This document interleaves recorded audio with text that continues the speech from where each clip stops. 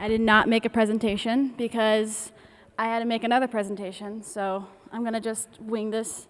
A few weeks ago, I was working on a PR, an issue at work, and I spent all day trying to make an API call, and I was using HTTP instead of HTTPS.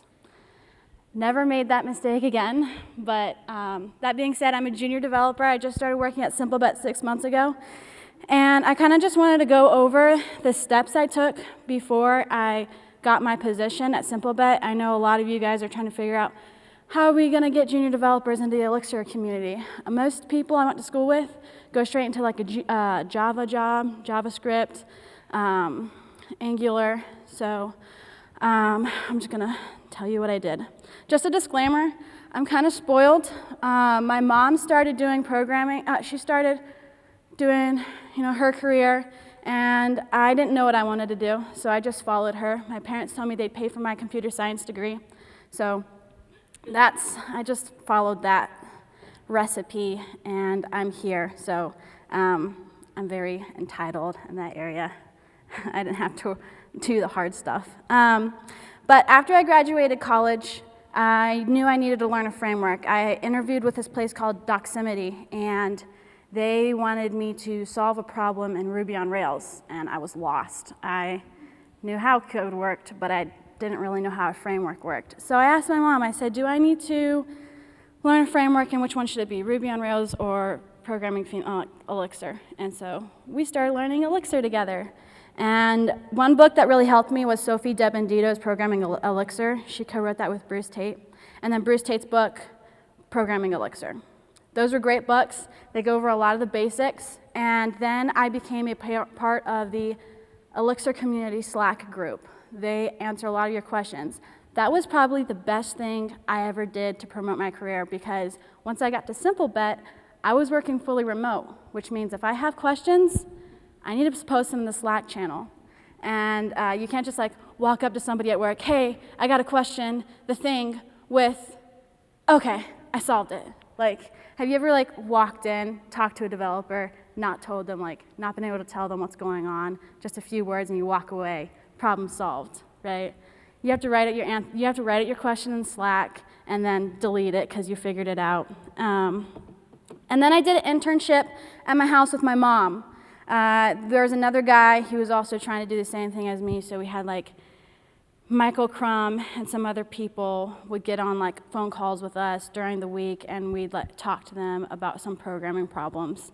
But yeah, that's all I did. I went through Sophie DeBendito's book, Bruce Tate's book, and then I did that little internship. We were trying to build it with my mom, but most of my learning came from that Slack group, the Elixir community Slack group. And that is all I have to say. Well, let me start talking while that figures itself out. Are you bored of natural numbers? Have rational numbers lost their pizzazz? Are you still chasing the dragon of real numbers? Today I'm going to show you a little bit about surreal numbers. They have two cool things going on, right? They can represent the real numbers, and they can represent transfinites. Remember in school when you thought you outsmarted your math teacher and said, what's infinity plus 1? Ha! What's infinity times infinity? Can your math answer that? She just said, it's infinity. It's a black hole. Well, surreal numbers can actually model algebra on infinities. It has an answer for infinity plus 1. You can model that, minus 1, you get infinity again. It makes sense. Same thing with infinitesimals. But what's really fun about them in Elixir is their representation. So we're going to start with 0 and 1, negation, addition, multiplication. I haven't gotten to division yet. You'll see why. A surreal number is just a left set and a right set. The set can be empty or it can contain other surreal numbers. So our definition of 0 is left and empty are right. Our definition of 1 is left contains 0, right is empty. And with a little bit of algebra, we can develop all the other numbers from that, all the other rational numbers. And in order to get transfinites, you just need infinite sets instead of finite sets in these groups. So we're going to start building up a little implementation of surreal numbers. The fun thing about surreal numbers is that they are a worst-case recursive scenario for computing. So we'll define some set operations. Wikipedia tells me that negation is just in negating the left set and the right set and swapping places. And then we have 0 as our base case. So we're going to be doing a bunch of recursive set logic here for every operation. Addition actually is not too charming either, but with addition and negation, we can implement subtraction. And then finally, we have multiplication, which is a hot mess. You'll notice multiplication is recursive upon itself several times until you get to the base case of 1 times any surreal is a surreal. And I haven't gotten to division yet, because what this looks like in practice is we can derive numbers. We have 0 and 1 and our mathematics. So we can now derive what 2 must be by adding 1 and 1. And we see that I should evaluate my live books before I talk. 1 and 1 is this term. You can see 0 hiding in there, but it's deeply nested. We can get -1 from doing the opposite, and you'll notice 0 starts appearing in the right set, and etc. I would derive the fractional numbers too, but again, I can't get division working, and here's why. I've done a bunch of caching and a bunch of instrumentation to try and make this work. So let's go, 2 plus 2. It takes a little while, but we get, trust me, this is 4. It's a surreal 4. Now let's do 2 times 2.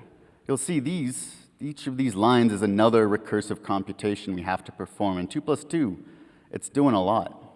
And this is what it looks like as a surreal number. But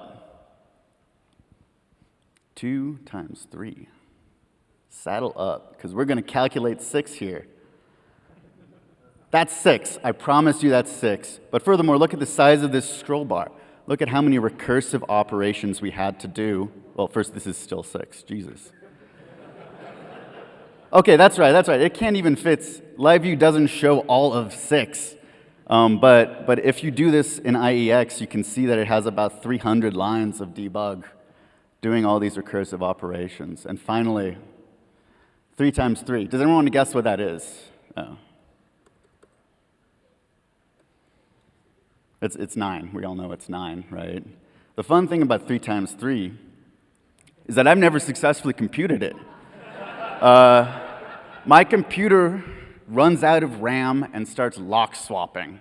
So my challenge to you, while my computer sits here and slowly kills itself, is implement the serial numbers yourself. Find the optimizations that I am clearly lacking, because I have seen people actually succeed in implementing division. But there's a lot of fun challenges. I've been reading this guy who's done this in Julia, which is a far better language for this, but sucks at recursion, and there's a lot of recursion here. But he has some cool tricks. So Godspeed with the surreals. Let me know if you ever calculate 3 times 3, because I'm going to have to reset my computer here. Thank you. I am going to present something that you might want to pull out your pitchforks for, but I ask you to save that to the end. My name is Dewey Garwood. I am a freelance software engineer based here in Denver, and I work in Elixir as well as Rails. I'll apologize now because most of the examples I'm going to go over are something I've worked out in Rails, but I don't have an example in Elixir yet. The problem is that I'm trying to address, right? Testing's hard, and we probably don't actually say this out loud. How many people would say that they fully understand everything they're trying to test? Or maybe a better way to ask that is, how many of us feel like we don't understand everything we need to test, right? Okay. And we see that in testing. We tend to eject from testing when we get pressured for time to get something out the door. And it's usually something we only build when we understand how the system's supposed to work anyway. And you also see this in the way that tutorials present testing. Testing tends to be one of the last things we cover as we go through and teach stuff. The assumption is that we are all devs and we are all writing automated tests, and my argument is that it doesn't have to be this hard. Outside-in development is something that I've kind of developed, and it's a test-first development approach within scoped testing contexts that defines what we need to build before we understand how the system works. And some of the results I've seen from this, you get readable tests, you get a clear layout, reduces the context switching penalty, and it also significantly reduces the cognitive load as you're working through what you're trying to build. Some of this is actual feedback I've received, and some of this is personal experience. And so one of the key pieces I want to focus on today is the scope testing for context. Some of those contexts, you have feature tests, you got request specs, Auth-Z, right? We need to know who's allowed to do what inside the system. Model tests are where we put all our unit tests that we know and love. And view specs are actually a great place to check that your HTML is rendering properly. So we start from the outer boundary of the system and we work our way down into the rest of the application. So if I'm writing a browser app, right, even if it's Phoenix LiveView, you start with a feature test. Yes, I'm referring to Wallaby. Dana was telling me there's some hiccups that has, but the analog I have in the Rails world is Capybara. So you start there. The next set you'd write would be your request specs, and that's where you enforce your API logic for someone accessing your system from outside with a computer but not a browser. And it's also where you'd enforce security. And then you work your way down through those tests. You're probably going, well, wait a minute, I'm going to end up testing the same thing multiple times. That's okay. It's okay to test the same production code multiple times because the context is different for each test that you're writing. So again, feature specs, you got the browser, request is doing HTML return codes, the paths you're calling, the params that are getting passed, as well as security, etc. And when you hit a failure, rather than write the code that would actually implement the test, the next step is to write the next test and the next layer down. So you'd start with a feature, and then when the feature fails, you write the request spec that it needs to call. When that fails, you keep digging in. And then as you get down to the very bottom, you actually implement what you need and you work your way back out. And when the feature specs pass, you actually have a fully working feature. And the last piece is that the tests need to stay in their context for both the action they're testing as well as how you validate that response. So this is an example of a feature spec. And if you notice at the very end there, right, we've actually changed context. We started off with the user in the browser. We do a whole bunch of detail that we probably don't need to see. And the last thing we do is we check the database. Who has a user that can log directly into their database? Right? That's not something we're going to do. So this is an improved version of that.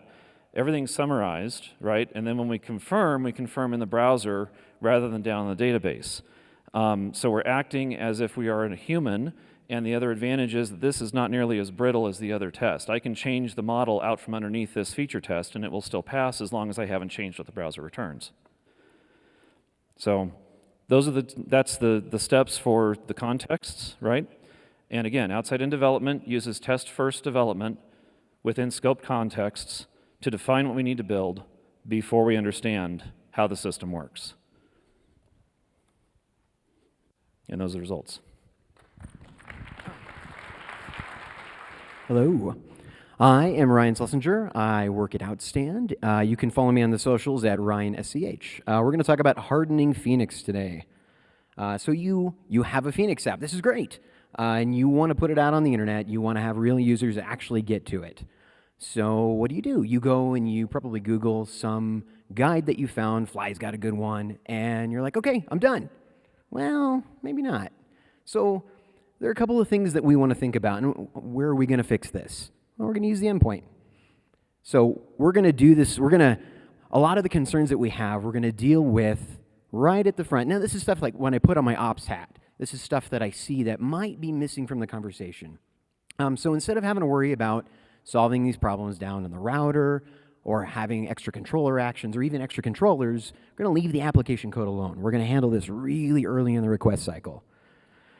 So if you're familiar with endpoints, there's a couple of extra things in here. Don't worry if it's small. We're going to go through each one of these things that I've added. So the first is the health check. It's likely if you're working on a managed platform that you're going to have to respond correctly to health checks to actually get any traffic sent to the instance of your application that's running. And it turns out this is really simple. And we can do it before your logging plug, so you're not worrying about having to filter out all of the various health check things that are clogging up your logs. We're going to get this done really early. The next thing we're going to do, it's about remote IP and plug.ssl. Now, you're probably out there with your eyebrows up, like, okay, why am I seeing plug.ssl by itself? So the normal way to do this in Phoenix is to configure force SSL. The only issue I have with that is as soon as at the top of your endpoint you say use your application.endpoint, that's where plug.ssl gets put in. If you want to be able to put things ahead of it, you have to do this instead. And you'll notice the configuration that comes after it is exactly what you would pass to force SSL. This example is something that we use on Fly. So I'm also using a remote IP to pull the client's IP from before the remote proxy, so I can make decisions based on that. It's in my observability tooling. The next one is redirects. If you're running on a platform like Fly, you might want to do things like a www redirect, or you might have business rules that say, hey, when a user visits this, they actually really meant this because we used to have code over here, but we moved it. So here is again, just a simple plug that there's some def Ps that are down at the bottom. Again, I guess I should have put this earlier. This is called Diamond because we're hardening Phoenix, and there will be a link at the end for, this is all open source. So this implements a www redirect. The next thing is cores. We all love cores. It's likely as your application grows, you're going to end up with assets like web fonts and things like that, and you have to fight the cores dragon. You got to deal with the pre-flight requests. Well, again, with Corsica, it's not really that hard. So we've got our own plug. There's an example here at the bottom. This is how I can enable web fonts. I'm going to quickly talk about plug static. One of our applications, well, multiple applications are white labeled. Plug.static has a hard time allow listing things in the only rules that are not at priv static. If you have things nested and you say you have site.webmanifest that you want to allow, well, you have to put site in there. And say I have another directory that's called site at some point. For me, that's an unacceptable risk. So I've hooked this a little bit, again, open source, that it'll grab the phx.digest information out of the cache manifest, and at runtime, because that's when you get that information, it's at the end of your deploy pipeline, it'll grab that and it'll mutate the only rules to add in the digested assets. So if you have something that's deeply nested, you're allowing just that thing. And finally, something from Rails world is rack attack, and this is a way to keep bad actors, malicious actors, from having an outsized effect. We want to control things like form stuffing, and we don't really want to think about it all that much. And again, so this is just an example on how you might throttle by IP. Please, you have to turn your brains on when you use this stuff. You don't want to overly throttle people, especially with things like CGNAT, but it's something to think about. This is where it is. I've got discussions turned on. You can hit me up on Twitter, GitHub, talk to me outside. That's all I got. So this is speedrunning a Phoenix deployment, or how to deploy your side projects cheaply, or please don't deploy critical applications this way. If the conference Wi-Fi doesn't work, I'm just going to go down. So the first thing we need is, this is, hold on. This is what I get for trying to use the new, doing this like right before. Let's just do 13.4. Of course. This is why you don't do it live.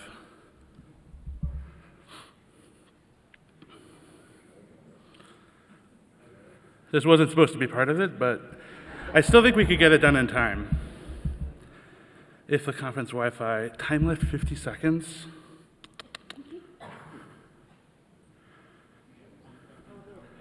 No, I have the release candidate for 14, which is what I was doing this on before it was released yesterday. RC1 OTP 25. No.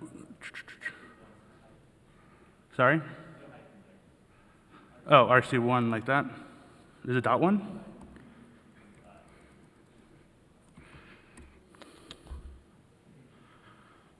ACF global. Sorry, this is not how I expected this to go. What? Do you want to trade? Set this up? Yeah, let me set this up real quick. Sorry. Probably should have pre-recorded this, but doing it live is more fun. So speed running a Phoenix deployment. The first step, of course, is the application. So this is LT for lightning talks. Kind of the second piece is, of course, a server. So I'm using Hetzner, cheapest, €385 a month. Let's just go ahead and get that. Collect our IP address, because we'll be needing that. Second, to get it on the internet, we need DNS. So we'll set up an A record. This is the part that it honestly might not happen right away. So we'll set up, this is speedrun at joseph.wtf. I am Joseph. WTF am I doing? Okay, so now we could SSH into our box. Oh, apparently I've gotten this one before. So this is, I know what to do here. I thought on a fresh box I'd get a new IP address. Known hosts. Nope. .ssh. Oh, sorry, vim. Yeah, there we go. There's the known host. And was it 9.2? Yeah, so let's delete this, delete that, delete that. All right. Yes. Okay, so now we're SSH'd in.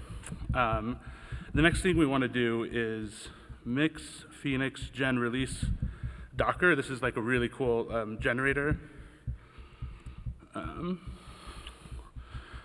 Oh no, I thought it already installed the dependencies.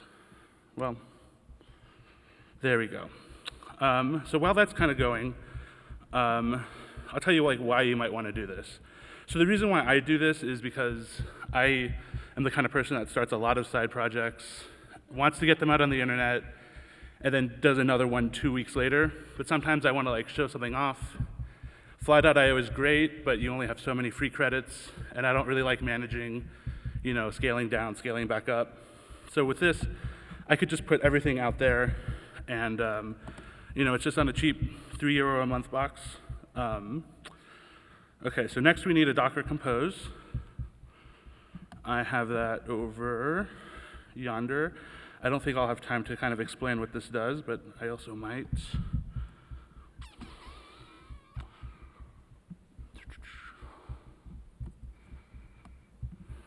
Okay, paste that in. How do I quit Vim? Okay, now our favorite friend rsync, because we're just going to put it right up onto the server. Root at our IP address, :/root/lightning talk. Okay, let's hop over here real quick because we need to install Docker on our host machine. How am I doing for time? Oh, I didn't start the timer. Well, 2 minutes. To be honest, the Docker build is probably not going to finish in that time. So we're installing Docker. The next thing we're going to do is we need an HTTP server because Docker's just going to run it, and it's just going to expose it to port 4000. Well, actually, before we do that, we need this M file so that Phoenix knows what to do in some circumstances. So .env, paste that in, quit Vim again, and then Docker Compose up, because the rsync, it looks like the rsync is completed. Can't find a suitable configuration file. Oh, I did got a CD into cd into LT. Let's copy that env file that I had in the other directory. Oops. .env. Put it here. Now we could Docker compose up, and I'm not going to be able to finish this before time's up, but once this Docker build is done, we'll be able to go over to speedrun.joseph.wtf, and that'll be done. So there's a little speed run for a deployment. Like I said, great for side projects. Don't do this for critical applications, et cetera, et cetera. And check it out in probably about 2 minutes. It'll be up. Hi, everyone. You may know me as the author of Ash Framework. There's a couple users of Ash here. And anybody who's using Ash already knows that 2.0 is coming out, but I want to tell you guys a little bit about it, tell you what's new, maybe talk a little bit about what's going on with Ash Framework. And it's 2.0, wherever that is. All right. I'm also partnering with Alembic. They've brought me on full-time to focus on Ash Framework and help them with their implementations of Ash with their projects and consult in that way. And I want to talk right now about success in production. So Ash has been in a sort of beta-ish state for quite a while, but the real focus was that we had users in production, we had users building ambitious applications, and I was more focused on making sure that those users were achieving stability, that I was able to add features, fix bugs for them without having to incur significant changes to the framework, that they had flexibility, so when they needed to do something that I hadn't thought of, or something that was fully custom to their domain, that they weren't in some way restricted by the framework. And I think most important to me was happy developers. I didn't want the framework to be this sort of thing. It does have a lot of organizational tools. It's a way of shaping your application, and I didn't want this to be the sort of thing that like a manager pushed top down onto their team, and then because they thought they could get some some benefit for it, and then the developers all hated working with it. And that's not been the case. Solo developers are using this. They're building large applications. They're finding that they can be more productive. The other big focus for 2.0 is documentation. The upgrade itself is actually pretty stable. There's very few breaking changes, just a couple of renames. But documentation is important. This is now ready for general access. So we had generated docs always, but now we have tutorials, pros, justifications, explanations, reasonings. And we also have searchability. So as you can see, there's full text search. We basically have a whole hex docs replacement. The hex docs are still working. They're fully functional. Everybody feel free to use those. But we wanted searchability across all of the packages. You can see there's like a sub-selection of which packages I use, and you can search across them, both the guides and the code and the DSL. So let's talk about what Ash is. I won't be able to show code. I don't think I'll have time. But Ash is a spinal cord-free application. It's designed to provide consistency, flexibility, and code reuse. And I say spinal cord because it's really just that thin line that connects things together and gives you a lot of options. First and foremost, it's a suite of tools to build extensions that interface with and enhance your application, right? So the extensions that come with it are not the important part. It's the ability to extend it yourself. But there's a bunch of pre-built extensions so that you don't have to do a bunch of like all the simple things. What is it not? It's active record. If Amos is in the audience, he's going to like this. It's not active admin. It's not active model. It's not active where. It's not Activision. It's not anything that starts with the word active. They are very, very different tools. They fulfill very different purposes. But okay, really. It's not a restrictive framework. The goal is anything, not everything. So we want to make sure that we're opening up doors, not providing some sort of pre-built solution for every problem you might ever face. It's not a fixed pattern. It's focused on allowing you to bring your own ideas and implement them in a way that is consistent across your application. And it's not omakase. So if you're familiar with Rails, which I know a lot of us are, there's a famous article, Rails is omakase. It's the way the chef wants it, and you just eat what the chef gives you. And if I had to do a corollary, I would say Ash is more like Chipotle. You build your own bowl. So if you've looked before, I would say look again. It's a very different face. The documentation has been completely rewritten, and there's a lot of more explanation there. And if you haven't looked, take a look. The first 100 people to sign up for the mailing list, I will send you one email, which is Ash 2.0 has been released. But the first 100 people to sign up, I will be sending out an email to get some information, and I'll send you an Ash t-shirt. So that's Ash 2.0. Hi, I'm Jeffrey Matthias. I go by, what is going on here? I go by nothing. There you go. I go by Idle Hands on Twitter and also GitHub. I work at a company called Community. I have written a book with a friend, Andrea, called Testing Elixir. And I'm going to show you something called CheckerCab that, I don't know if he's here, but Jeff Smith, who did a talk yesterday on Connect the Docs, helped me get out the door. And I super appreciate always working with Jeff. He's awesome. So we're going to look at a controller test, although this actually works in a lot of places. This was the original scenario in which I conceived of this. You'll have to forgive me. I hacked together a really quick test factory for this thing, so just ignore this. That's just generating test data for us. And so in this particular case, we know that when we're sending in params, especially on a create call, we're not going to have these fields. They're auto-generated by the database, right? So we're skipping those. So we post it, and a lot of times I come across, and I'll see one of two ways that people have done their testing. They'll get their response body, and they'll do some sort of pattern matching, which as soon as you're randomizing your incidental data, which is the data that does not change the way the code works, right, which is why we've got a factory generating kind of random values, as soon as you do that, it kind of gets a little cumbersome because you can't pin code. You have to pin, bound variables, and so it gets a little wieldy. So a lot of times what I see instead is people just skip to doing something like this, and so either one works. Either one of those works. We've got, and in fact, I've got them both set up right next to each other. Our test is passing. We're in good shape. But what I would push is that it's really easy to let those get out of sync with your code. And so here comes CheckerCab, which actually allows us to do very thorough checks between two maps that are not identical. So in this particular case, we have expected our user params, which was atom keys.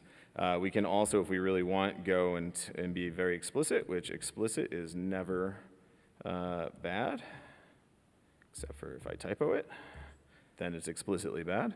And so we can sit there and compare the two things. So we've got our response body, which we know has string keys. We've got our user params, which we know has atom keys. And we actually want to then give it a list of the fields we want to compare between the two. The fields for will take maps, it'll take ecto schemas, it'll take structs, and it'll run through that. And then we've got skip fields. Again, we know that our expected doesn't even have this information. Now, usually I encourage people when they're doing skip fields to go immediately below, and anything in the skip fields belongs in the gets its assertions of its own, right? This is not an ability to just walk away from testing. So now that we've added that in, we'll run that and see what happens. And oh, I totally forgot that the work I was doing in the first place was as adding a new field to this thing that already existed, right? So one of the challenges with this style of testing is that turns out I forgot to add it to my user view, but everything else was good to go and my existing controller test worked, right? So if we go and add that back into our controller view, or add it into our controller view rather, because we just caught this. This is the only place that views actually get tested are our controller specs, right? And so now we're in a place where, sure enough, we're passing. And it really, and the thing is that I actually didn't do any additional work to my test. It used the definition of the work that I had already done to do that. We can talk, you can yell at me later about self-defining tests. I'll help you understand the guidelines on when they're safe and when they're not. Now, the thing is, though, is that we've only actually, the controller function does two things. We have a return value and a side effect. We've only tested at this point the return value, so now we can go test the side effect without being too ridiculous. Now, I got to be honest with you, I have a problem with my sample code, and I did not get it resolved, so we're going to see something else, but it's good to see. And so we're going to go test our side effect, which is writing to the database, right? So we're going to go pull out of the database and get the thing, and then we're going to compare it to the response body, which we have already validated to be good. So we're going to do that. And sure enough, I've got a date struct and a string. So I can add in the option of convert the dates, and this is where you're going to see the fact that we still have it truncated at the second is where my sample code is not working right, but the library does. I need to add a comma there. There you go. And so it'll actually even allow you to jump between the dates. So the only thing we're dealing with now is the fact that my code is truncating. So CheckerCab has actually been functional and completely fully tested and functional since December, but we have been letting the perfect be the enemy of good. And so I promise you that this will be publicly available next week. So, cheers. All right. Hi, everybody. So, yeah, I'm Josh Price. This is my LiveView story. Hang on, what's going on? Come on, computer.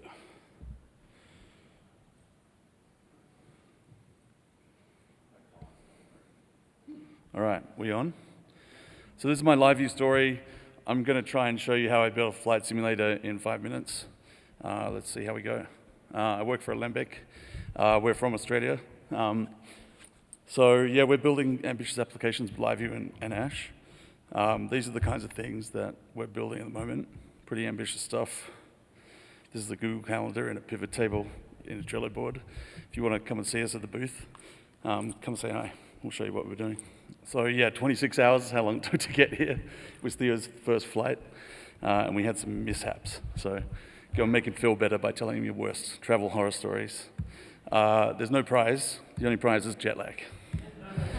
So yeah, we built this flight simulator because we were trying to build a ground station for a drone automated flight thing that we never actually did. And Robin's the crazy plane guy. We thought LiveView would be a good fit. But what ended up happening was we entered Feeding Frenzy and got a prize. So here's what we do. The flight manifest, it turned out to be a little bit simpler than we thought because we've made the world's simplest flight simulator. There's no physics, there's no linear algebra, there's no quaternions, which are the four-dimensional things that stop weird stuff happening when you point up or down. We just need high school maths, need hacks, and a dream. So it's a pretty simple state. This is all you need: a bearing, how high we are, pitch up and down, and a roll this way, speed, and our lat long for location. These are the flight controls. It's pretty simple.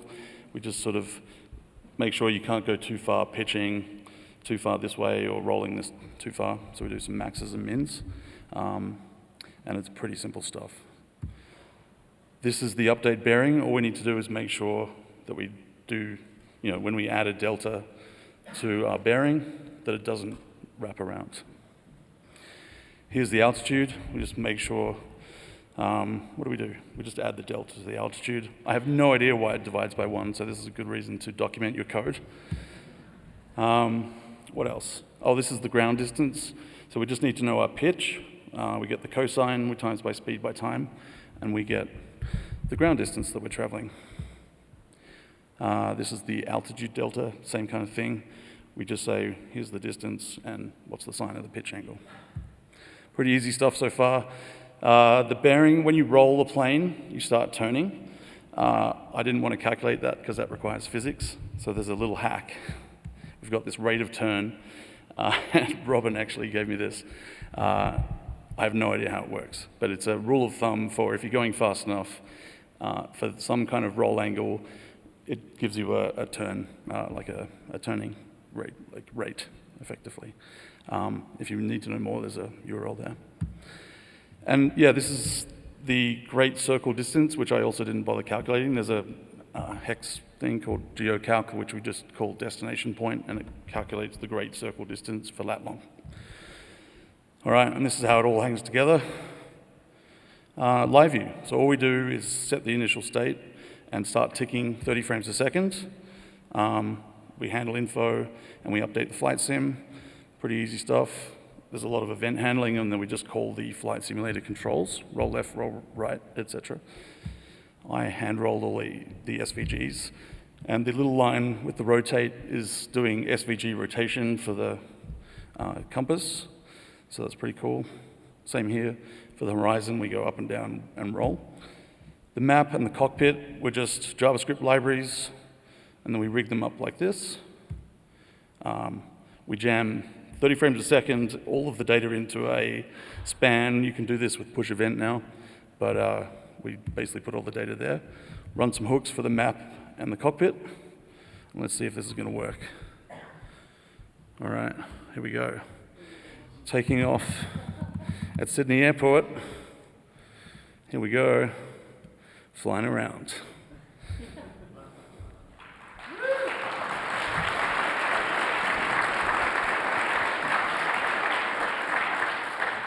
All right, thank you, everyone. I've got some quick URLs here.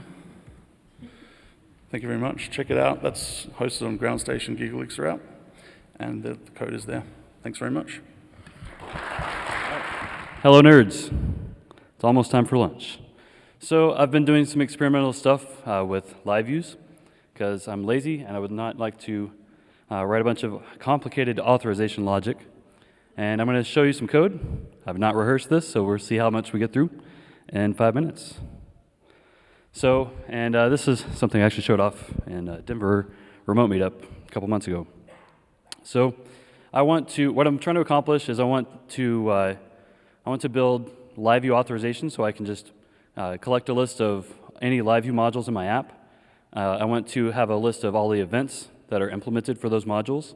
And then I want to build a user role that will match on any module, on any LiveView module, and I can give my roles permissions based on which events I want to allow within a LiveView.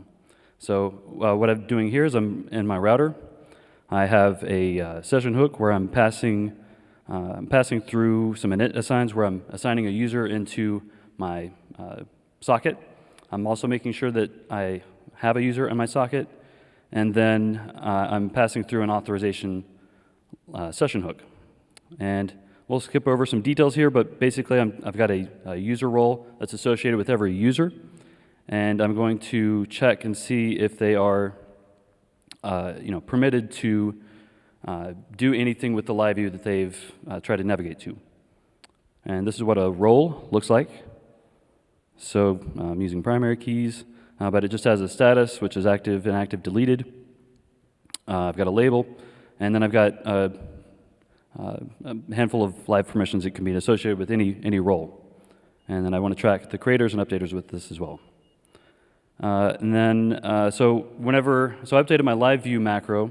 So in all of my LiveViews, I'm gonna use myapp.web, LiveView, and I've added this code tracker. And this actually I got some help from Slack, and I forget at the moment who exactly pasted this code that I'm about to show you, but I copied it, and it really saved a few hours off of my life. So here's what I'm doing. Any LiveView is going to use this code tracker, and it's going to define a couple of module attributes. And so this all happens while the application is compiling. So it's taking each module, appending a module attribute with some tracker data, and basically what this is doing, it's been a minute since I looked at this, but it's I'm parsing all of my handle event functions. I'm taking the event, and then I'm collecting a list of all of the binary event names. Cool. So how this works is, again, through the router. Any of these LiveViews are going to, they're going to have a current user. The current user is going to have the user roles preloaded. And I believe down here, I am, let's see, my current user and current user roles are preloaded. And then with the roles, there's also a list of permissions. So this, I'll probably have to walk into more detail out in the hallway, but if you have any questions about this, or if you think this is a horrible idea or a great idea, let me know. I want to discuss in more detail. So that's it.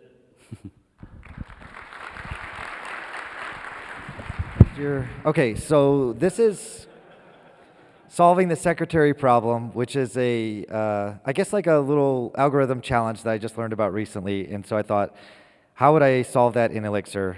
So some background, the secretary problem, it's kind of an anachronistic name, but just demonstrates this scenario involving the optimal stopping theory, which is another Wikipedia article. So it's the problem of choosing a time to take a particular action for a desired outcome. So in this case, the problem is hiring a secretary. So here are the rules to the problem. So we have a known number of candidates. Each candidate has a rank or a score. So each person that comes in, let's say they're evaluated between 1 and 10 as being, or if there's 10 candidates, 1 being the worst possible candidate and 10 being the best possible candidate you could hire. And then the tricky rule is that after each interview, you have to make a decision, hire or don't hire. You can't wait till you've seen everybody. For this reason, it occurred to me later that this is probably more applicable as like the dating problem. Because in the real world, you can interview people for 2 weeks and then you can pick the best one. In dating, you can't be like, well, I'm going to date 7 other people and then I'm going to let you know later if you were the best one. I mean, yeah, don't try it. Okay. So the goal is to hire the best possible candidate as often as possible. And so here's the Elixir code to solve that problem. The first function, I guess, to kind of explain how I got to this was this shuffle and select. So if we have a known number of candidates, let's take them as a list. In this case, I'm just representing them by their rank as to how qualified they are. So we'll take all of them in, let's shuffle them. Let's say we just are interviewing them in a random order. And then this second function, hopefully, or a second line, you can see this enum split is we're breaking them up into the rejected candidates and remaining candidates. Before we do anything else, we're already going to pick a certain number of these candidates that we know we're never going to hire. And so that's essentially what this function is, and I'll get to how we arrive at those number of rejected candidates. So we use this law. This is kind of there are more complex solutions to the optimal stopping problem that take in more data, but this is the one that's reliable, even if it's somewhat naive, is this I over E law. So this takes its name from Euler's number, and it's basically this curve, which is 1 over E, which is approximately 2.72. And if you run that through a calculator, you find out that number is 0.378, so on and so on. So that is what we're applying here. And so this is what the curve looks like. So as we go through the number of candidates, we hit a point at which we've reached the best potential of hiring the best possible candidate. And then as you go further on beyond that point, your chances of hiring the best candidate go down, down, down, approaching 0. And so it turns out that that point is at exactly 37.8%. And so that's where we got the rejected candidates from. So we take the number of candidates, we take the first 37.8% of them, and we automatically reject them. So we still assess them, get their rankings, but we know we're not going to hire any of them. And then so using that rule, so we reject them, and then the goal is to hire the first candidate you see after that point that is better than any of the candidates you saw from the rejected pool. So if the rejected pool contained 1, 3, 4, 5, and 9, after the 37.8, you're looking for the person that's better than the 9, and 37.8% of the time you're going to find that person. This is kind of the magic function. So we take the list, we multiply it by the target, which is I over E, and that's how we got the rejected set. And the other thing I thought that was interesting was you can use this tail call recursion to walk the list and decide whether you should select or skip the next candidate that you're interviewing. And just to test it out, I built a live book for this to run the results. And it turns out the larger N is, number of candidates, the closer you reliably get to the 37.8% result. So if we do like 100, we get to 39. As we go on, we'll get closer to our target number. All right, thank you. All right, so I want to put technology on people's radars. This is Well, it's called RISC-V, RISC-V. So what is this? This is instruction set architecture, and just to level set everyone, this is ISAs are basically a description of how computers work at a low level. It's not the actual implementation, but all the documentation specs around it. There's a lot of stuff around this, and you're probably familiar with this if you use x86, or if you have a cell phone, you have Intel or ARM. This is a new one, or new-ish one, called RISC-V. So why are we interested in this? So number one, since it's new, it builds upon a lot of experience. x86 and even ARM now are getting kind of dated and pull a lot of legacy. And RISC-V, the authors kind of updated this.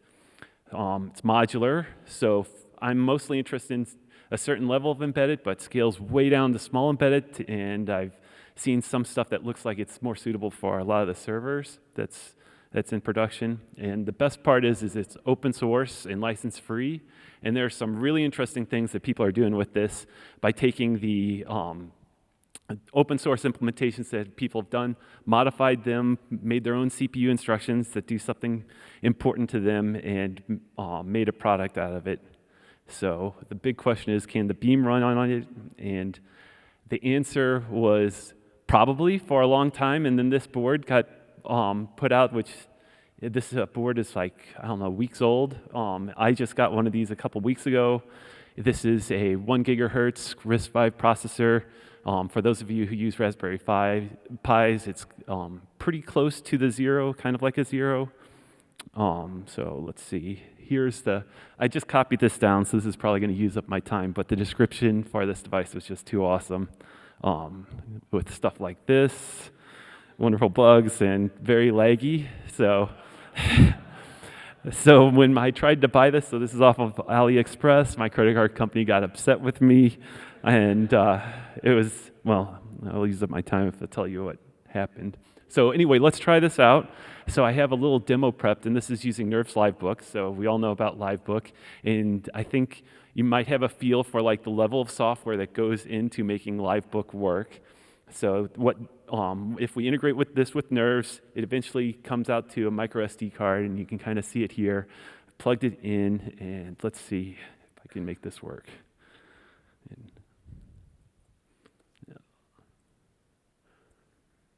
All right, so you can see this. So I already preloaded it. So let's load this one up, and I'll just run this one. Just so for a lot of you who have used embedded devices, you just go to CPU info to see like what you're running on. And RISC-V is not really that pretty, but you can kind of see it printing stuff out there. There's an Elixir library called Pinout, which has been updated to work with the Mango Pi. So if you're doing hobbyist work, you can see where all the GPIOs go. And let's see, everything works on this. So like live dashboard, we go back here, and it is amazingly responsive. So just to put in this context, single core, 1 gigahertz max, our ecosystem works amazingly well on this. I'm super excited about this. Just over 1 USB cable with networking. I'm probably going to spend a lot more time on this because it has a lot of neat things to explore. So let's see, let's go back. For those of you interested in learning more about RISC-V, here are some links. So if you're interested in the nerves part, the port is at that first one. There's a book which explains all the neat little ideas that went into it. Twitter, Thea Clay, she reposts almost every cool thing on RISC-V. And then if you're into hardware with FPGAs and you just want to make your own RISC-V, those last two links will get you started, especially the last one. So thanks. All right, thanks for sticking around to the lunch overlap here. So, we having some blips? I'm having blips. Cool.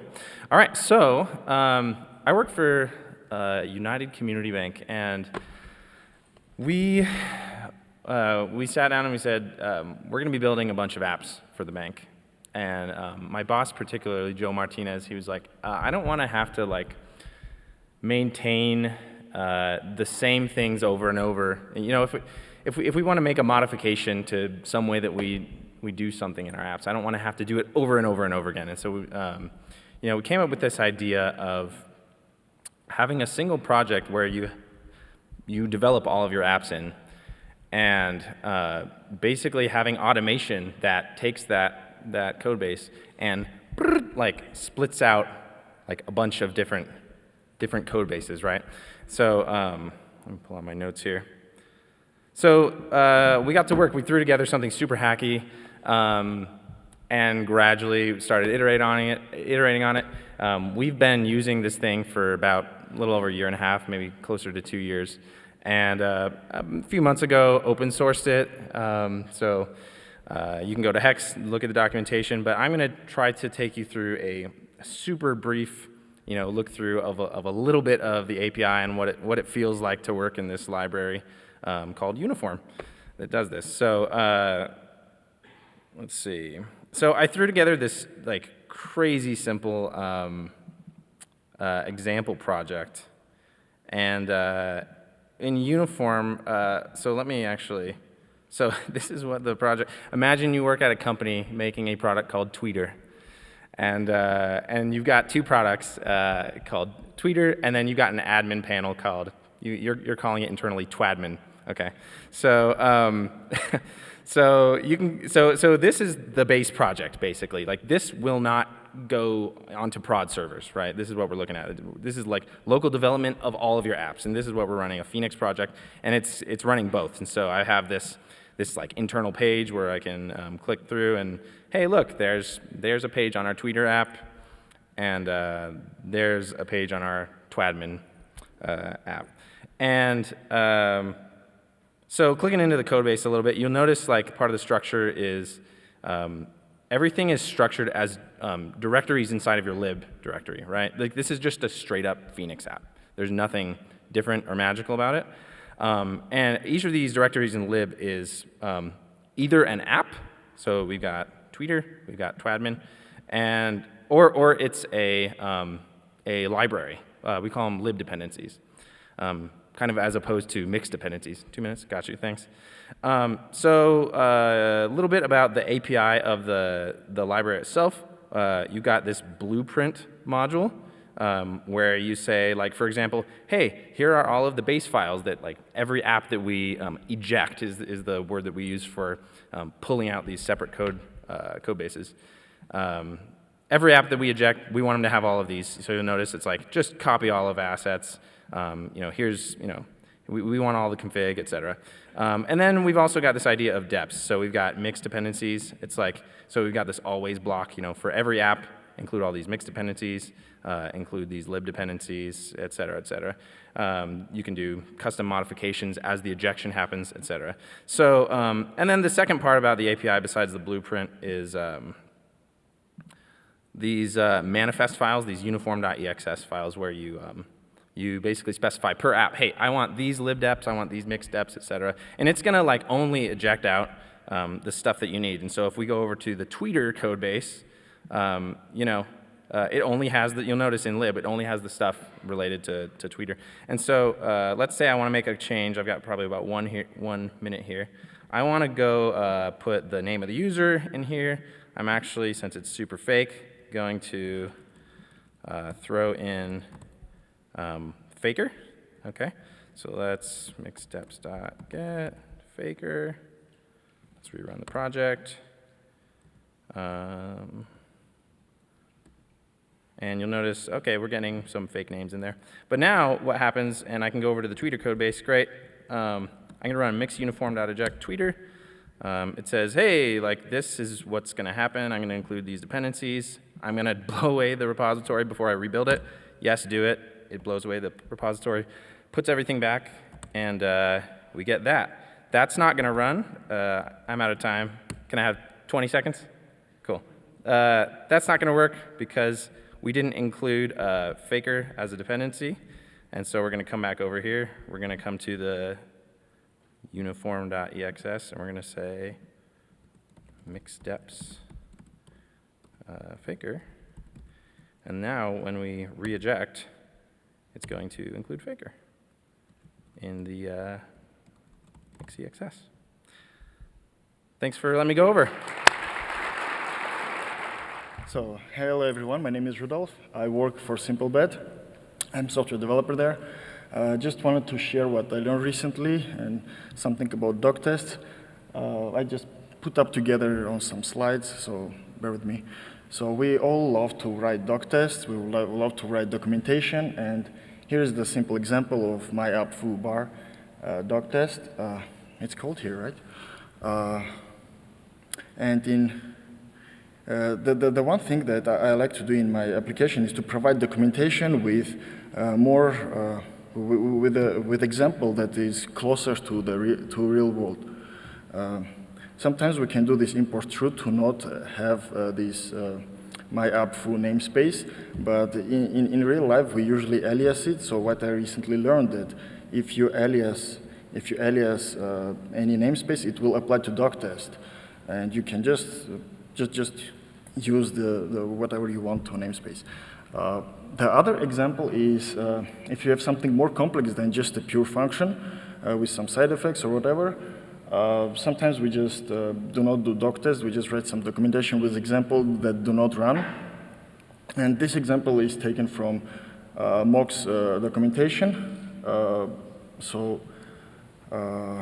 In order to run this as a Doctest, we can just do setup some expectation, and it will again apply to our Doctest, and this Doctest will be will work. So awesome. The next step that usually when we do is we add another example. For this case, we can just because every example runs as a separate test, every setup runs for each test. We still need one expectation. We just run multiple function clauses. So this is one way to do it. The next step of improving application was adding the next function, and now we need a different example. So the first thing that I tried is I tried to declare a different expectation, but it failed because this setup will run for every function, and for example, display temperature does not expect that humidity endpoint to be run, and it throws an error. Basically, this humidity was it should be invoked like once, but it was invoked 0 times. So how we solve this? We isolate these Doctest in separate describe blocks. Basically, when we isolate them, they will run a setup only for their set of Doctest. Oh, actually, one thing is missing is we also need to say that we want to run Doctest for only this particular function. The Doctest accepts only, and the other one, accept. Thank you, Todd. The one thing I wanted to also notice that before Elixir 1.14, if you pass some wrong name of function like whatever, it would show you, yeah, fine, you have like something that is passing. Actually, if you look closely, there should have been like 2 Doctests passing, but only one is passing, and it just skips whatever it does not understand, which is not that good. So starting Elixir 1.14, it will throw a compile time error when you try to run a mix test, saying that there is undefined or private function given to Doctest, name this. And yeah, so write better Doctests, upgrade to Elixir 1.14, and be happy. Thank you.